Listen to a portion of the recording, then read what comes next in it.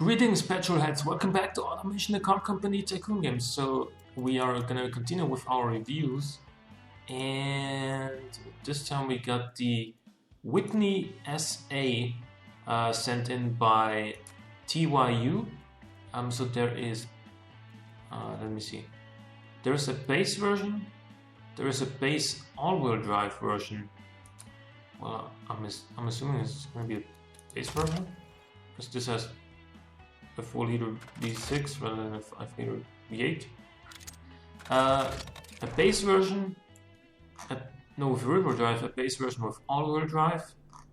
There is a naturally aspirated track version, and there is what he says is an absolutely crazy version. So this car basically is, he says, a modern-day American supercar or hypercar. He's not quite sure on the terminology, but we'll find out what it is. So good. Yes. It has an aluminium monocoque, mid-longitudinal engine placement, push-rod suspension in front and rear, and fiberglass body panels.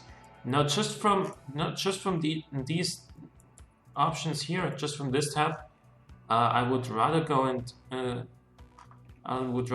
and say this is more of a supercar. It's not like using super exclusive materials. I mean, well, how do I say this? Carbon fiber has pretty much become the standard anyway for supercars these days, at least in Europe. I don't know if you guys in America have heard of carbon fiber yet, but I'm just making a joke, but please don't take this too seriously. But yeah, this is a little bit, well, not a little bit, but a lot cheaper than the plain carbon fiber. So we'll see that hopefully when we go to the markets and tab, unless this car has a lot of quality in other areas, like a lot of positive quality sliders and like the engine and the gearbox and whatnot. As far as the aesthetics go, I'm not too sold on the front end. It almost looks like it has a sort of beard here, and especially with the way that this grille overlaps the chrome here from some angles, like here. I'm not a fan of this.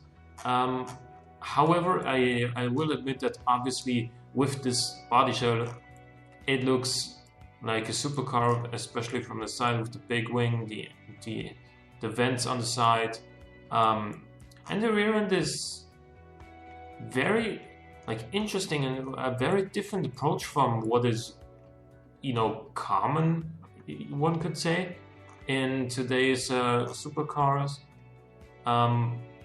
Lots of white LED stripes, pretty interestingly placed triangular indicator, which is also cool. Oh, and then another one right here, and the red taillight in between. The taillight arrangement is actually really cool and unique. The rear bumper is a little simple, could definitely be a little bit more detailed, but it's not everybody has to spend half an hour on a rear bumper like I do sometimes, so it's okay. So this is the rear-wheel drive version of the base engine. Well, the rear-wheel drive version of the car with the base engine, to be totally precise. This is a 4-liter V6 with twin turbos. You get 4 valves per cylinder, aluminum and silicone for both the block and the heads. We got VVL on this thing as well. Forged steel crank, I-beam steel conrods, and forged pistons. Again, no titanium, no billet steel crank, no lightweight forged pistons. So saving a little bit of money on the engine development here, and we are seeing that, while it's not too bad, we do have a little bit of valve float in the higher RPMs, which has to do with the fact that the bore is a lot higher than a stroke, which is something that will cause valve float, as opposed to well, when compared to if the engine were a little bit more square. But this does still allow for higher revs. Overall, as far as the bottom end parts go at least. So the cam profile is 38 with a 70 VVL profile. We do get a nice bit of mid-range torque and a usable power band up top. Compression ratio is really low with 8.21. The boost isn't even that high. We're only using a large air-to-air intercooler. The huge one doesn't give us any benefits though, so that's fine. Also, it's good to know that he used the air-to-air intercooler rather than water-to-air because it's lighter. Multi-point EFI, excuse me? This is 2015. You're trying to build a supercar. Why does it have multi-point EFI?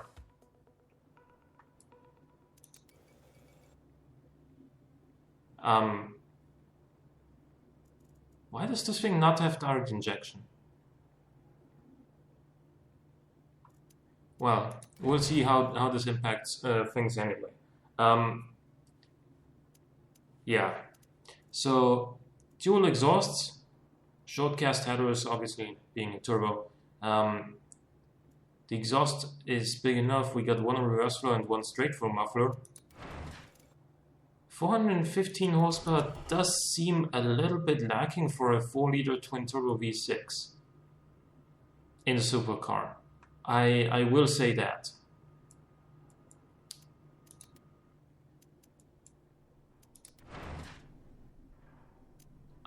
So this being rear-wheel drive, obviously power distribution here is irrelevant. It's always going to be only on the rear of the car, so top speed is a little bit higher than the estimated top speed, which is fine. Gear spacing is not optimized. It would be better to have this at like 40. It would kind of make MPG slightly worse, and drivability you would lose a little bit, but it would reduce wheel spin and it would also make the acceleration faster.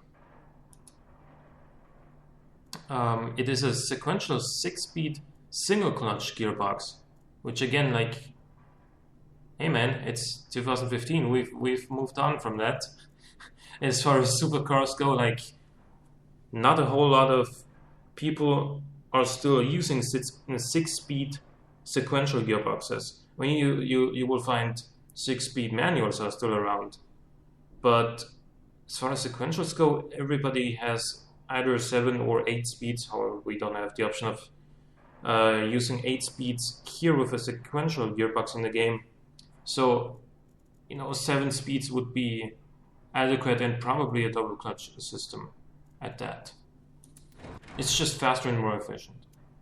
Sports compound road tires, 265 on the rear, 245s up front, and we do have turn-in oversteer.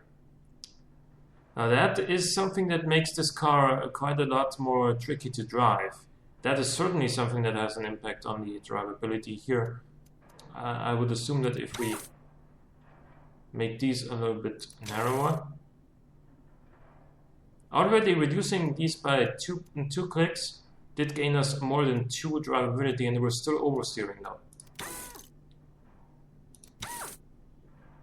Yeah, bringing this down to so that it has turn-in understeer. You can then optimize this and graph of suspension tuning and whatnot. But even bringing this down to here gained us 4.8 or something drivability. So let's put it back to where it was. Yeah, 4.8. So that is probably, or most definitely, a weak point of this car is that it has turn-in oversteer. Vented discs, 4 pistons up front, 2 pistons on the rear, 325mm all around. We are not getting any brake fade, but as far as brake balance goes, I think, yeah, there's some room for improvement as far as extra drivability and sportiness goes. And fully under tray, do we have any lips on this thing as well? Yeah, there is one on the front, none on the rear, but a wing on the rear, of course, as we've seen before. We are making some positive downforce on the rear, no downforce up front. Cooling airflow is just enough. We get a premium interior with standard infotainment, electronics, like all driver assists except launch control, which again, man, it's 2015. With sequential gearbox, everyone has launch control. Even I think even a Range Rover has launch control these days. Standard safety is fine. And then we got progressive springs, semi-active dampers, active sweepers. That's a decent setup. And then a relatively normal, but with a lot of rear camber and no front camber setup. The spring stiffness on the rear is a lot higher than on the front, and then the dampers are both relatively stiff. Yeah, and you can see that this is certainly not the sort of steering graph that you would like to see. And also we are bottoming out heavily, so that's another factor that will contribute to low drivability. Overall, given that this is the weakest version and yeah, pretty cheap, it will be affordable for a large amount of potential customers. And the average driver is probably just gonna be overwhelmed by this thing. Not only by this power. I mean, you can look at the spec sheet before buying the car and see like, oh no, I think this is a little bit too fast for me.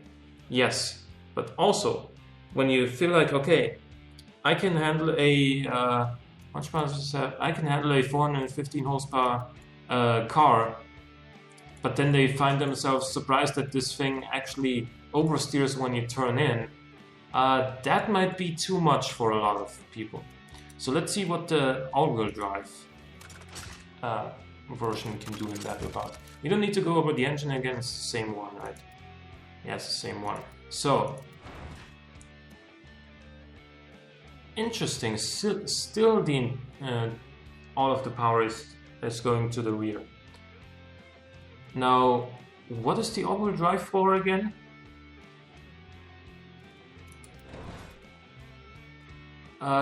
This one has slightly better steering graph, slightly less oversteer, but it still oversteers.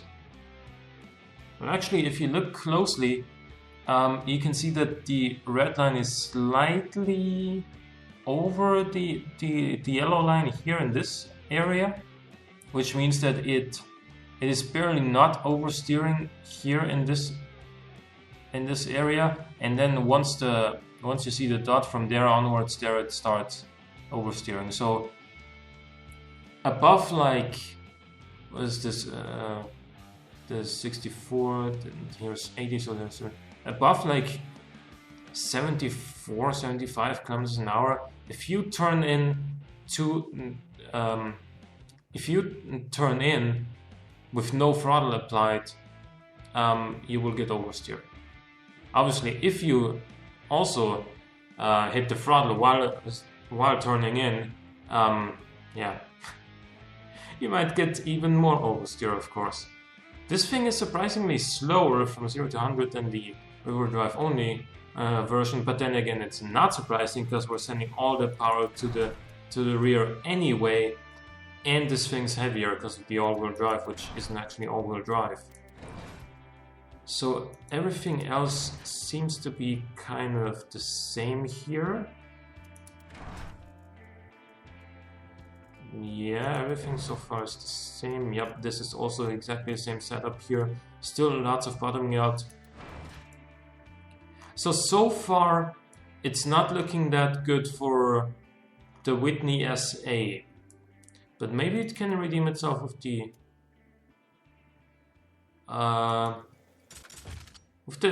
naturally aspirated V8 track version. Oh, this especially in yellow and from an angle like this, it almost looks a little bit like a Lamborghini Diablo, a more rounded with a more rounded front, of course, because the headlights are in a similar position, and it's got the same kind of wing. So let's see what this thing has. It has a 5-liter naturally aspirated V8, which is made from aluminum only, so no aluminum silicone. Turbo head cam 4 bars per cylinder VVL again, and this time we are using the most expensive materials. Oh, okay. So the 96.2 by 96.2 is the maximum family capacity, which this one does not use though. The compression is obviously a lot higher than on the turbo engine, which is just how it is. Direct injection on this one though, finally. Then throttle per cylinder configuration, race intake. That is, well, I don't know if you're actually, I mean, race intakes might be fine on some, like in some countries, and they might be legal to put in a car, but I think in other countries, you can't have race intakes on a road car. It would just be, you know, not road legal in those countries. So you are limiting your potential market there. 13.0 fuel mixture, and on top of that, I'm not really thinking that they're really necessary. Yeah, you do get 17 extra horsepower, but you could get that otherwise as well. 7800 RPM is the red line. Long tubular headers. You could go for raised tubular exhausts though, but then that doesn't allow for mass production, and apparently you wanna have mass production on this thing. So the exhaust is slightly restrictive. That is what I'd actually call a mistake. And do you see that only increasing it by one more click will give us another 13 horsepower from 557 to 570. Well, there you go. Just go for a performance intake, go for a bigger exhaust, and you're almost back up to where you were before. All right.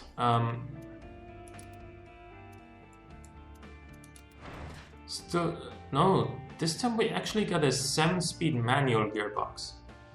Personally, not a fan of a 7-speed manual gearbox. It's, you know, just one too many gears for a manual gearbox, in my opinion. But it's also something we're gonna get accustomed to over time. Something you just need to get used to. 0 to 100 again is not all that good because it's got too short of a gearing in the lower gears, in my opinion. I mean, with a manual gearbox, if you gotta shift twice until you hit, before you hit 100 kilometers an hour, then that is too short for a supercar, in my opinion. This, yep, would reduce wheel spin, would give us better acceleration time, but let's put it back to where it was, which is 60. Geared LSD, heavy oversteer, very heavy oversteer, because these tires are the same that you get on the V6 rear drive version with 20-inch rims instead of 19s, I think, which were on the base rear drive version. But of course, if you're gonna have the same tires but more weight over the rear axle by virtue of having a bigger engine, then of course you will emphasize this sort of effect where it'll just naturally oversteer. Also, we got bigger brakes here. Also 3 pistons on the rear this time rather than 2. Downforce on the tray rather than a fully clad. And we are still not really making downforce on the front. We are making downforce on the rear though. How about active wing? That'll still not give us anything on the front. Okay. Cooling airflow is actually slightly insufficient. If we're gonna reduce this by 1 point, then we got enough. Wouldn't even change very much. In any case. Sport interior this time, which is what I was kind of hoping for in the other versions as well. Because like premium interior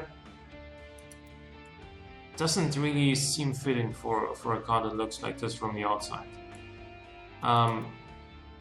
Because premium interior is just heavier than this anyway. It's basically like 26 kilograms heavier. So and 26 kilograms can make a big difference. Also, we have only basic infotainment here, but advanced safety, because this thing's gonna need it. Lots of bottoming out, a lot more than on the other cars. More oversteer due to the increased front camber, and also we got just incredibly stiff rear springs for some reason. Also active sport springs and semi-active dampers here, so that's the more expensive, more performance-orientated version option to take, the more performance-orientated route to take. Let's see, 4.1 seconds from 0 to 100. Let's see what this does around the effort track.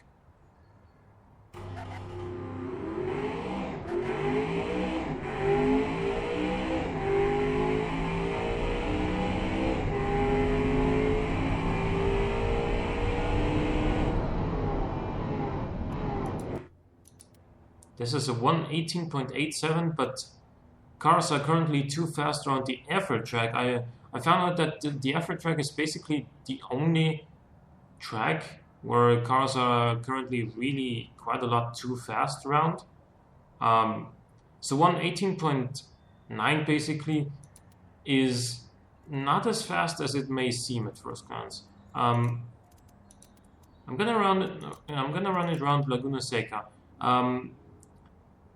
This has 3 split times. The first is from a standing start up until here is the first checkpoint. Then the second split is from here to the finish line, and then the third is a flying lap. So the third sector is 143.08, which is a flying lap time here, and 143.08 is slightly disappointing for a 557 horsepower mid-engined car in 2015, I would say. It is just, it has too much oversteer and too much bottoming out. Bottoming out also means that the car is gonna, jump around more on the bumps on the track, and that's not gonna contribute to a fast track time. So maybe the SST Max is actually gonna be awesome. It has a different wing. Other than that, oh yeah, it has a different rear bumper. I should have paid attention to that on the V8 version as well. It's got these vents here adjacent to the rear window. The front is, yeah, we got a slightly changed front end as well. Still looks basically the same though. It looks recognizable anyway. Engine, what do we got? Whoa, okay. You got a lot of power. This is a 6.7 liter flat plane V8. Aluminum silicone for both the block and the head. 5 valves per cylinder. 107 by 93. So we are making valve load, and quite a lot of it at that. We got the most expensive materials. You get no quality in the head despite making a lot of valve load. You could also gain some power out of that. 60 cam profile. Obviously no BBL profile because there's no BBL with 5 valves. We get a water to air intercooler here. And we are not using all of our available fuel octane. So you could get this power even when you reduce like compressor and turbine a little bit, and to compensate for it, increase the compression ratio. Direct injection, 500% of the performance intake only. So that's interesting to see that like the naturally aspirated track orientated version has race intakes, but then the top of the line model, the fastest model, doesn't have race intakes. Interesting to note. I don't really know the reasons behind that, but I'm sure he might leave a comment explaining that. So let's just move on from here. The exhaust diameter is, despite the fact that it says it's big enough here with max power of 1112 horsepower when we're making 1001, this still says that the exhaust is restricting airflow, and if we make it a little bit bigger, it's not restricting airflow anymore, and we gained another 17 horsepower. We get straight through mufflers in this thing. It's still, you know, decently loud, 44.3. It's probably not like Ferrari territory, but it should be very clearly hearable, if that's even a word. Yeah, but now we get 1000 horsepower in a car that wasn't really ideally balanced to begin with. However, we also have all-wheel drive this time. Top speed is geared to 362, which leads me to believe that we might have some downforce on this thing. Some real downforce for once. Even though we are using all-wheel drive and an electric limited slip differential, we're still making 41.5% wheel spin. 265s up front, 305s on the rear. Still some slight oversteer on the turn-in already. And again, you don't want turn-in oversteer.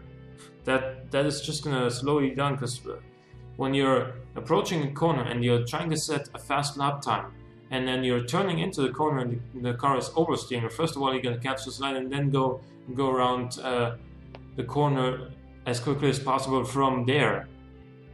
And that is just not the way you wanna take a corner. Or you gotta slow down to a point where it doesn't oversteer anymore, but then of course you're gonna be going slower to begin with. This thing's running on semi-slicks, so you know, trying to put that power down extremely well, and also trying for some really crazy acceleration times. We got carbon ceramic brakes, front and rear, 6 pistons up front, 4 pistons on the rear.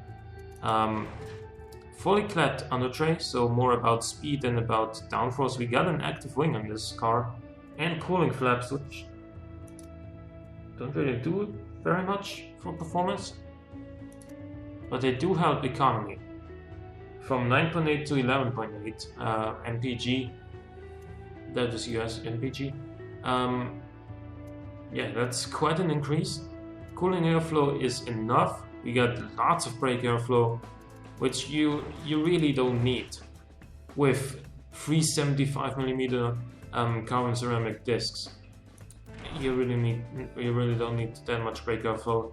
You can probably leave brake airflow away altogether, and then reduce the cooling airflow accordingly, so that you can have a higher top speed, better MPG, while still being able to cool the engine appropriately.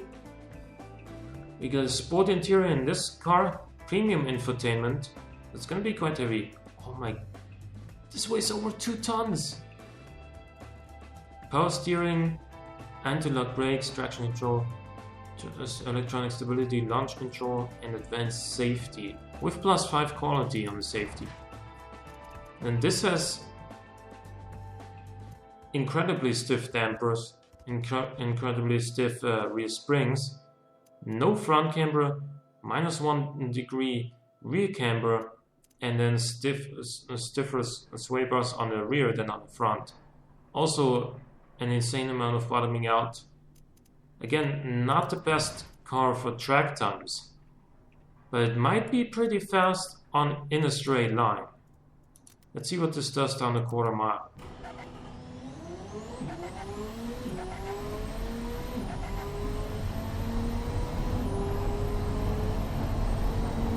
If you listen closely, I'm going to do this again.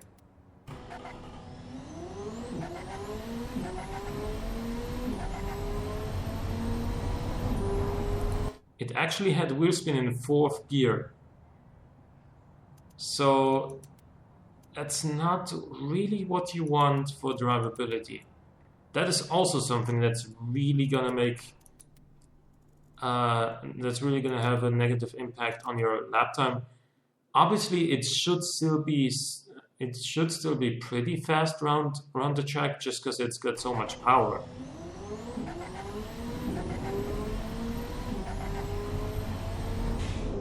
So the third sector, remember, is the flying lap time, 136.8. That is still very, very far away from the best cars around Laguna Seca.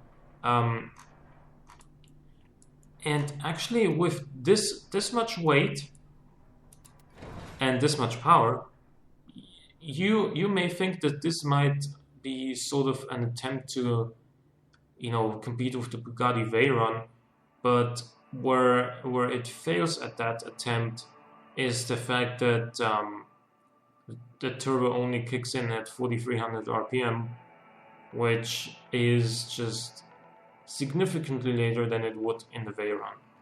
And especially when it comes to drivability, like this turbo, 1.26 bars is a decent amount. It's not insane, but the turbo just comes in. Look at this. At 3,000 RPM, we're making basically no torque, and then at 4,000, it's basically 850 or 800 pound-feet of torque at 4,000, and between 3,000 and 4,000, you're gonna just feel the turbo just kick in. It's just gonna come in like an anvil, and then all of a sudden it starts just absolutely accelerating like crazy, that car, and that is certainly not something you want from a mid-engined all-wheel drive supercar that would cost just 65,200. It would cost more. You need to add a markup because they're not going to sell very many of these. You need to make profit. In any case, let's add like a realistic amount of markup. Let's say like 30%. That's 85 grand. That's less than a Corvette Z06, the current Z06, but you would get 1,000 horsepower. Obviously, a lot of people would be tempted by that. And be advised, be warned, this thing is terrifying. This thing is absolutely terrifying to drive. It doesn't, the turbo comes in with a slam. You gotta be prepared for that. You gotta know what you're doing. And also, it likes oversteering, which is not really what you want in a mid-engined car with 1,000 horsepower. Like, that's gonna get you into trouble very, very easily. You're gonna go off the track basically in a wave of noise, and